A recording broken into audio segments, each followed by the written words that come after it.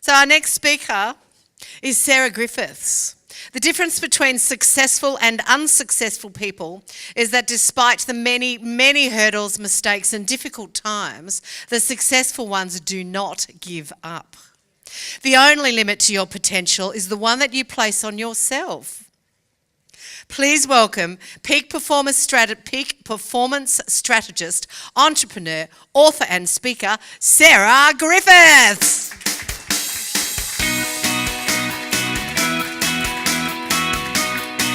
So, lucky last.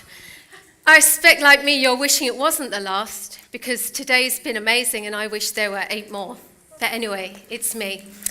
So, if you're ready for one more story, I'm going to share something with you.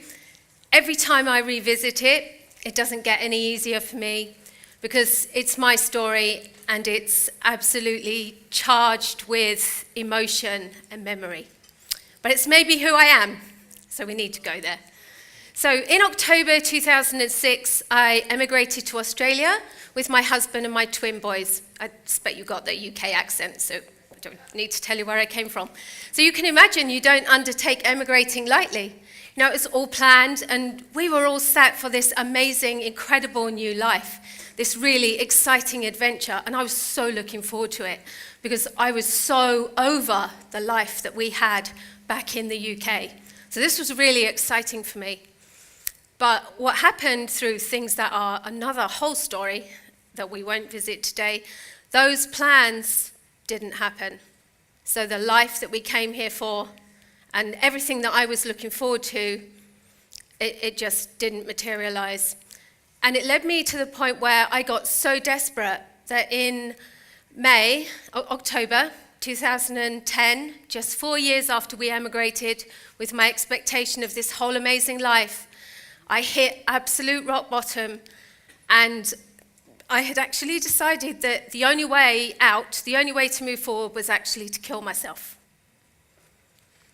And that's not a decision that you take lightly, and I started to plan it, and I decided that the easiest way to do it, because I didn't want my children to find me if I took an overdose, so I decided, quite funny now, I decided that I was going to drive at speed into a tree.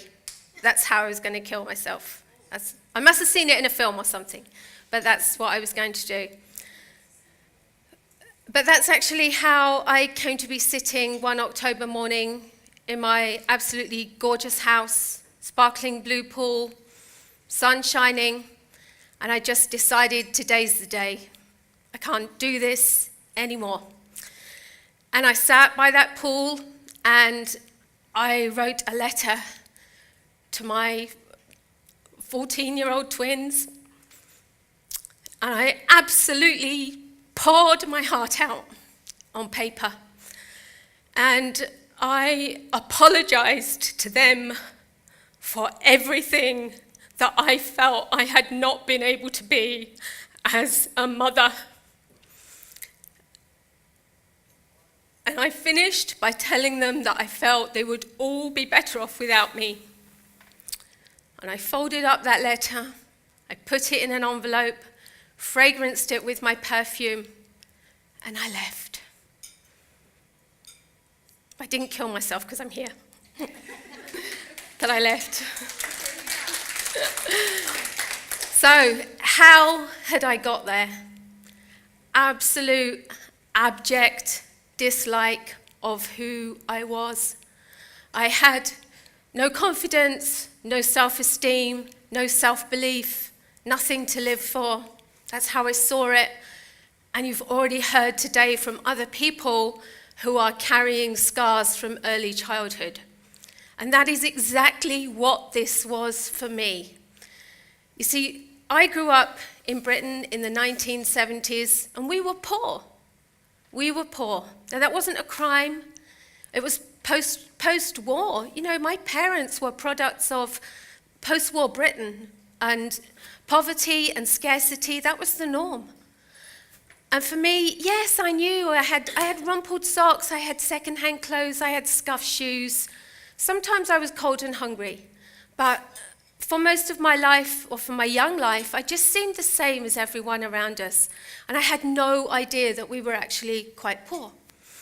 So we were living in a council house, which is very similar to social housing. So it's not somewhere that you would live if you could live somewhere else.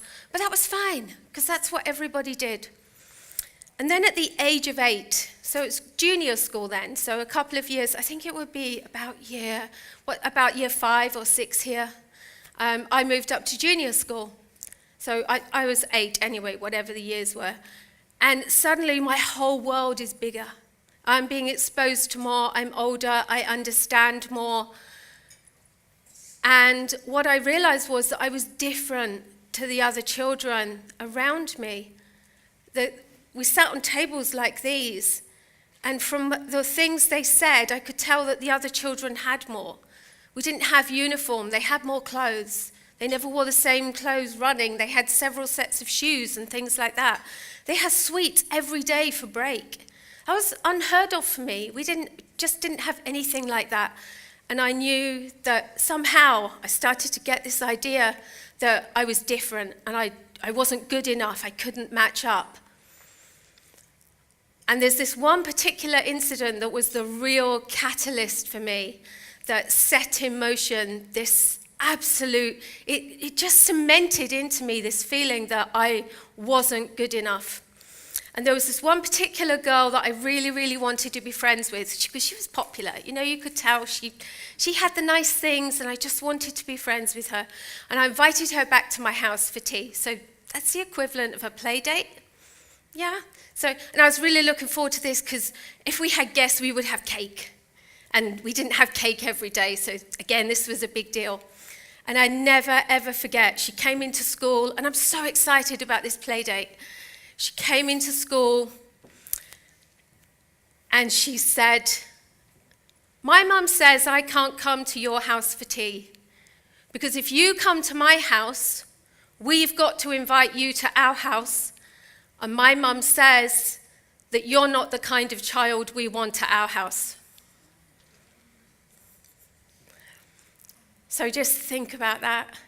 I'm 8 years old. And I was bubbly, I was friendly, I was just a kid. And someone said that to me. And I didn't know what to do with that. I didn't even know what it meant, but I was starting to get all of these messages that were just building this picture that I wasn't good enough. There's a theme running through there. So I went home and told my mum what had been said. And she must have had her own issues around it, but what she said to me was, "Oh, don't worry about it, you just need to go and find some other friends." That's okay, isn't it, if you're an adult? If you or I want to go and find other friends because we don't like someone, we just do that. But when you're a child in school, on a particular table, you're powerless. You're vulnerable. You don't have any control over your environment. So I just had to go back and just put up with it, really. And even the teachers would sometimes say things that just let me know that I wasn't quite matching up, just to keep me in my place. So that's really what started that for me. What made it actually worse was that at that time, my parents were Christians and we'd gone to church, and it was a really big part of my life. And my parents were asked to leave the church. Obviously, no one told me why. I didn't know what happened, but they left the church. And so I lost that anchor in my life, and I lost the friends that I had there because suddenly we didn't go. But what happened was, for me, alongside what was happening at school, suddenly I'm not good enough for school, and I'm not good enough for church either. And again, that was just made quite clear to me because living down the road from us was a woman who had gone to that church. She went to that church, and whenever she saw me, she would cross the road rather than cross my path. So you would think actually that with that pattern, that really set the pattern for how I went through my life. And it really didn't matter what I did, I could not get over. We all do this. We get these ideas, these beliefs, these learned behaviors when we're children, and we carry them into our adult lives unless we deal with them. I'm sure many of you here today, you recognize that. And that's actually how I came that day to make that decision that I just could not go on. Now, you would think from where I was that you would think that I wouldn't be successful. But actually, I had a couple of saving graces. Number one, I was really clever. And number two, I was attractive. So when I left school, I had good grades. And I went to London, and I got a great job, and I have friends, and I traveled, and everything else. And you would think it looked great, and on the outside it did, but in the inside I was dying. I was dying. I had social anxiety beyond. I criticized myself. I criticized everything I wore, everything I said, and I had no belief, even though I was successful. I had a great job, and it all should have been good, but this underlying belief was just eroding everything. And that's how I came on that October day. I came to be sitting in my car, and I'd made this decision. And you can imagine it, I'm holding the steering wheel, and I'm going to do this. And I'm racing towards this tree, and I've got my hands are clenched and my eyes are clenched shut, and I'm determined I'm going to hit this tree. And all of a sudden it just comes into my mind that if I do this, I'm going to ruin my children's lives, and the bullies will have won. So I'm racing along here. Right at the last second, I open my eyes. I swerve to miss that tree. And I'm over here. There's another tree there, so I swerve to miss that tree as well. And then I'm sitting there. And the car stopped. And I'm sitting there, and I'm shaking, and I'm crying. And everything that had been held up inside me just came out for 10 minutes. And then I made a decision. And I said to myself, what do you think you are doing? You are not that person. You have never been that person. And you never, ever will be that person. Just get a grip. And that's exactly what I did. I didn't even go home. I went to the shopping centre. I walked into the management leasing. And I said, I want to lease some premises. And a few months later, I opened my first restaurant. That's what I did. And that's where it goes on. So from there, I opened my first restaurant. Today, I have 2 restaurants, plus my coaching business. And it would be very easy to look at that and think, oh, wow, great. It wasn't easy. Believe me, I had so many emotional issues and so many hurdles to overcome. So really for me, that was 8 years ago, and it has been an 8-year journey. Don't anyone ever think that just because you decide to do something, I wasn't suddenly a different person. I was the same person with all of these issues. I just decided I was going to deal with it. So in 8 years, I have done so much work. I've done work on my businesses. I've worked on myself. What I realized was I quickly became a business owner, but I wasn't a leader. I wanted to be a leader. I wanted to be respected. I wanted to run a business where my staff were happy to work. I wanted to set new levels and new standards, and that's what I've done. And I've worked really, really hard in 8 years to run businesses that I'm proud of, that work to really high standards and ethics, where people want to work. And I've worked really hard to be the person that I am today, that can run 3 businesses with multi-million-dollar turnover, and I coach and encourage other people to do the same. So my finish is, your beginning is irrelevant. Your beginning does not matter. What matters is your end, and it's up to you to create the end that you want. That's it. Thank you.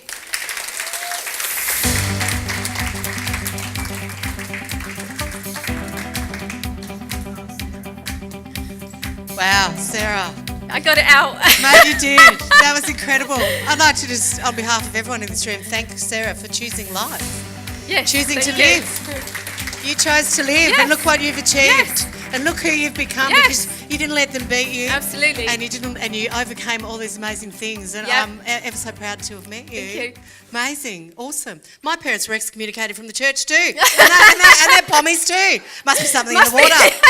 I don't know. So let's ask a little question to you. Can I cuddle Okay. you first again? Of course. Wow, it's amazing. Oh. Isn't it amazing? Oh, it's been such a powerful day, hasn't it?